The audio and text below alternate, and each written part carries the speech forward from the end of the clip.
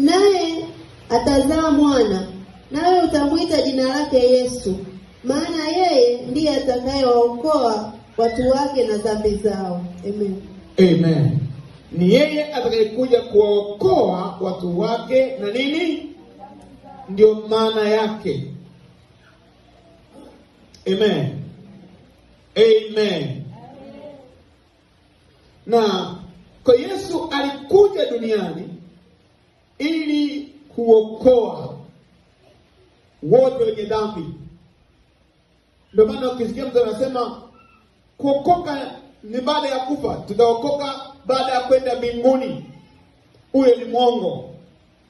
Kungekuwa na haja gani Yesu kuja duniani sasa? Si Yesu tungemkuta huko angetusamehe huko kwa mbinguni? Si ndivyo watu wa Mungu? Si ndivyo watu wa Mungu? Kwa hiyo tunajua moja kwa moja, kama tulivyokuwa tunajifunza Jumapili iliyopita, tunajua kabisa hapa hapatufai na hatufai kabisa kumsikiliza huyo mtu, kwa sababu ni mpotoshaji. Utaona pia maandiko yanasema Yesu alikuja duniani kutafuta. Amen. Amen. Alikuja kutafuta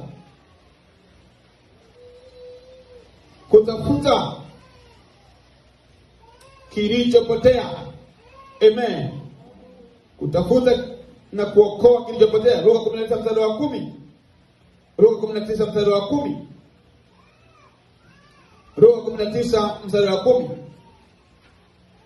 Maandiko yanasema, kwa kuwa mwana wa Adamu alikuja kutafuta na kuokoa kile kilichopotea. Amen.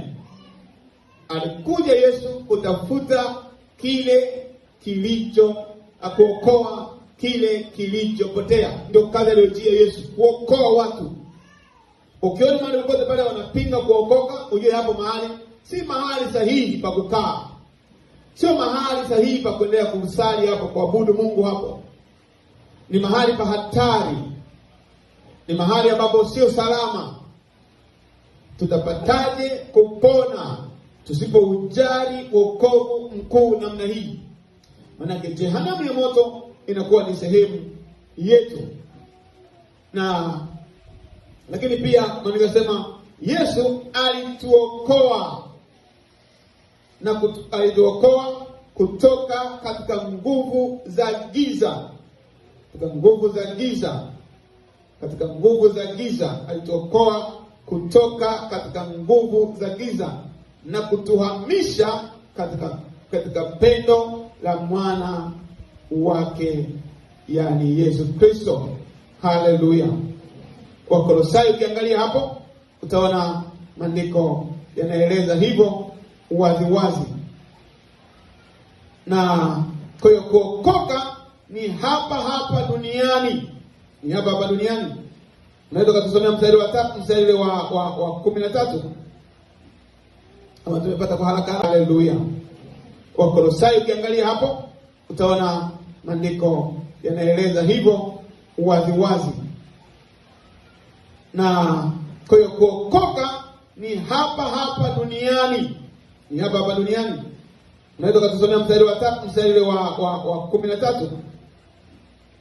Kama tumepata kwa haraka. Naye alituokoa katika nguvu za giza. Tuseme wote hivyo. Naye alituokoa katika nguvu za giza. Tuseme wote hivyo. Tunaweza tukaongeza sauti. Naye alituokoa katika nguvu za giza, akatuhamisha na kutuingiza katika ufalme wa mwana wa pendo lake. Akatuhamisha, kututoa katika udhambi, katika ulevi, katika uzinifu, katika uasherati, katika ushirikina, katika masengenyo. Akatuhamisha kutuleta katika pendo la mwana wake Yesu Kristo. Ndio maana tunapokuwa tunasema tumeokoka, usifikiri tu tunabuni tu yani dini mpya. Hapana, hii ndio imani ambayo Yesu aliileta. Amen. Yesu akuleta Katoliki duniani. Yesu akuleta Assemblies of Chosen duniani. Yesu akuleta Anglikana. Yesu akuleta Pentecoste. Yesu hakuleta Moravian.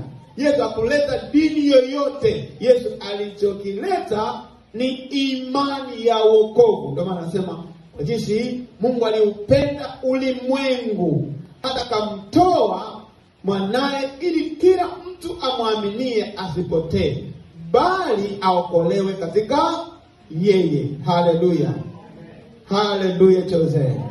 Lakini pia tumeona hapo anasema alikuja kutafuta kile kilichopotea. Sasa alipokipata kile kilichopotea anakihamisha, anakitoa kwenye uchafu, anakiosha na kukileta kwenye mahali ambapo ni salama, ni safi, na mahali ambapo atadumu katika kusikia maneno yake Mungu.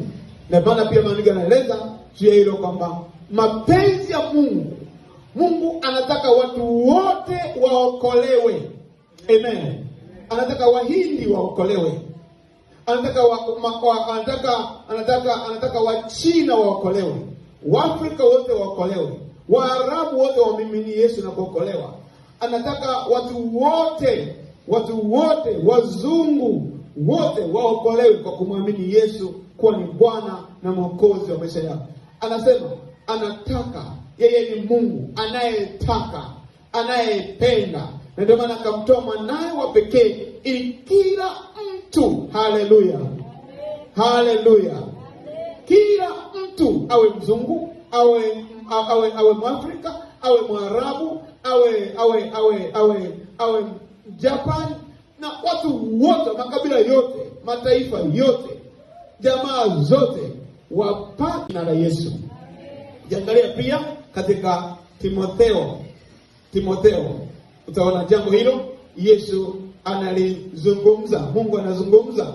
Timotheo wa kwanza sura ile ya 3. Timotheo wa kwanza sura ile ya 3 mstari ule wa 4, maandiko yanasema ambaye hutaka watu wote waokolewe. Amen. Amen Jose. Ambaye hutaka watu wote wafanye nini? Wafanye nini?